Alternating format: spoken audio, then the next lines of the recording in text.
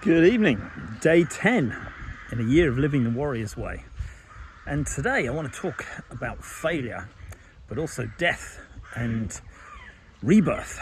So part of living the warrior's way is changing who you are fundamentally, changing your beliefs, your habits, your words, your thoughts, your actions.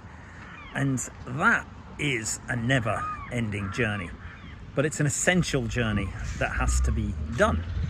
One of the bad habits that I had before was that I would sedate in the evening.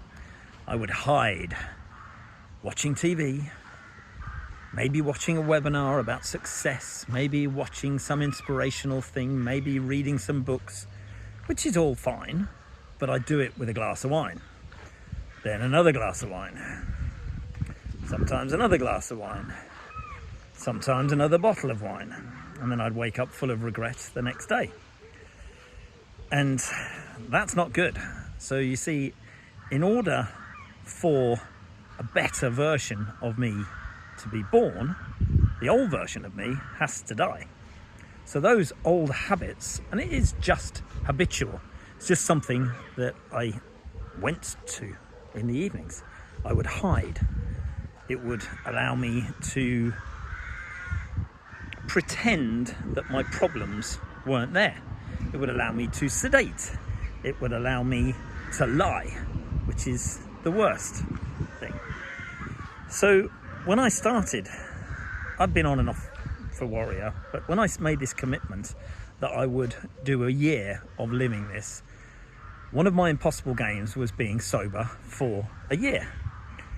And it lasted 9 days. Because last night I gave in and caved in.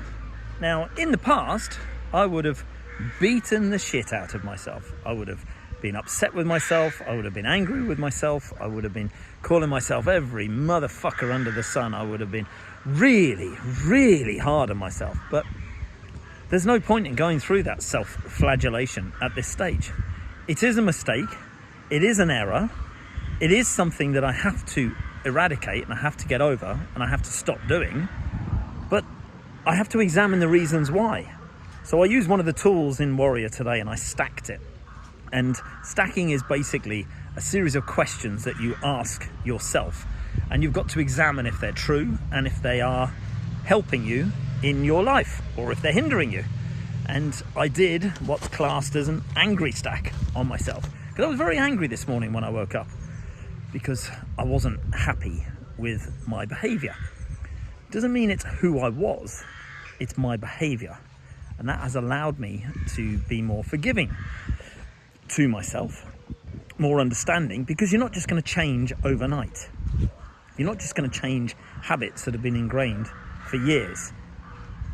You know, you're not just going to have these things going on in your subconscious mind that says that it's okay to do that sort of behavior.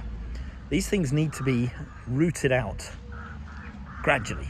They need to be thought about. They need to be stacked, as I said. So, you know, I've reset.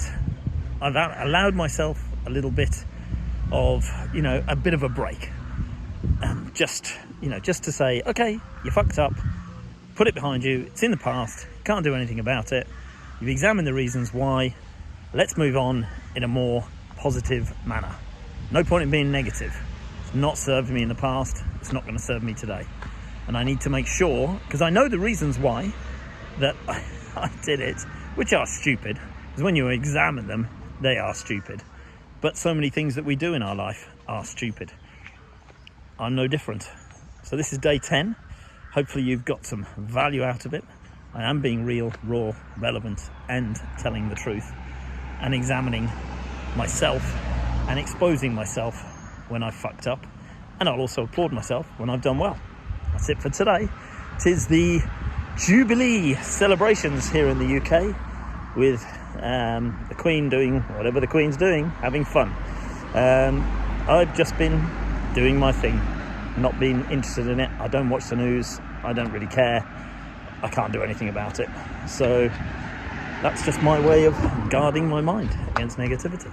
Cheers.